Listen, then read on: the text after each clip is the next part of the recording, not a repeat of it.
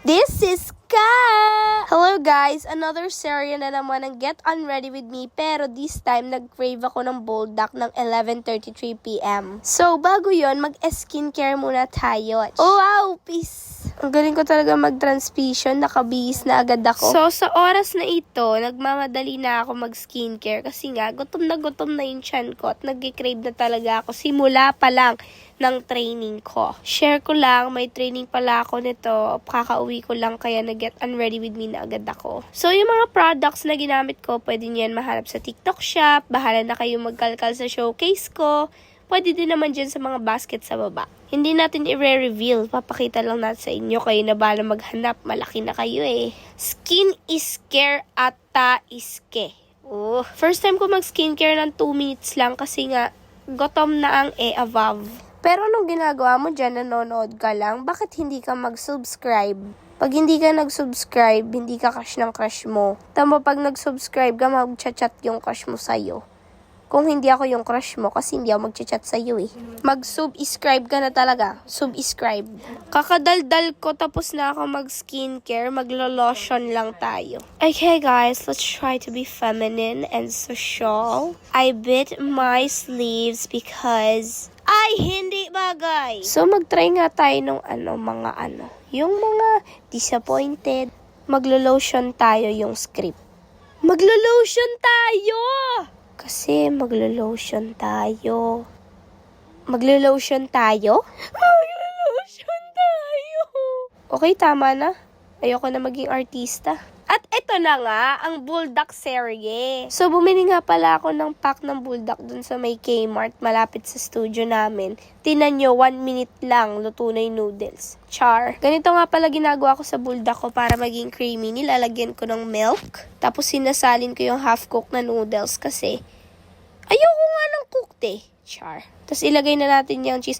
Guys, promise, nung nalasahan ko na yung cheese Buldak with tteokbokki na may mozzarella cheese, para kong kinain ang heaven sa israp. At dito, hindi sinasadyang mapadami yung lagay ko. Kaya naiyak ako nung ang dami kong nalagay. Pero hindi siya ganun kaanghang kasi may milk nga eh. Sana silbi ng milk kung aanghang, diba? At sa mga pagkakataong ito, nakalimutan ko ilagay ang chess. Erica Pineda. So, ayan na nga! Nakalimutan ko ilagay yung cheese! Buti pinaalala nung pinsan ko!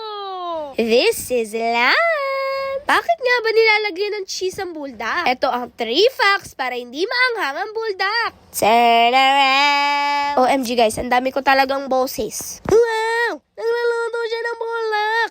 Wow! Hello! Magandang umaga! Di ko gusto siya! Luto ako ng Buldak!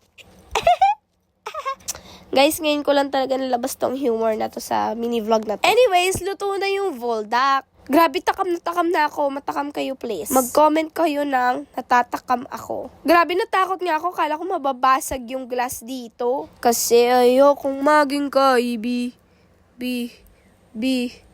Bigan ka. Ayan na, taste test. At ayun, ang init. Alam niyo yung feeling na ang anghang na ng Buldak, tas ang init pa?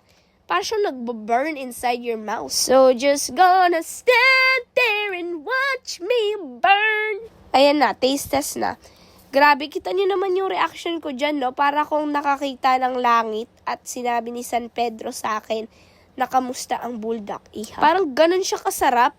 Kaya grabe, try niyo yung recipe na ginawa ko. Pag di niyo trinay, di swag. Ayan nga, nagpalagay pa yung pinsan ko sa plato niya. Fun fact, yung spice tolerance niya, grabe. Pinubuhos niya yung buong packet ng sauce dun sa Buldak. Samantalang ako dito lang sa kinakain ko, init na ako, anghang na. Kasi ako yung hot. Pwede bang sa'yo ang mga yakap? Pwede ba nadalhin mo ko sa alapap? Handa kong ibigay lahat ng salapi sa'yo. Pati yung kaanghangan ng Buldak ko. At ayun, ubos na siya. Sa sobrang anghang niya guys, nakaubos ako ng isang peach shell ng Toveg. So hanggang dito na lang yung mini vlog ko guys. Bye bye, good night, love you all.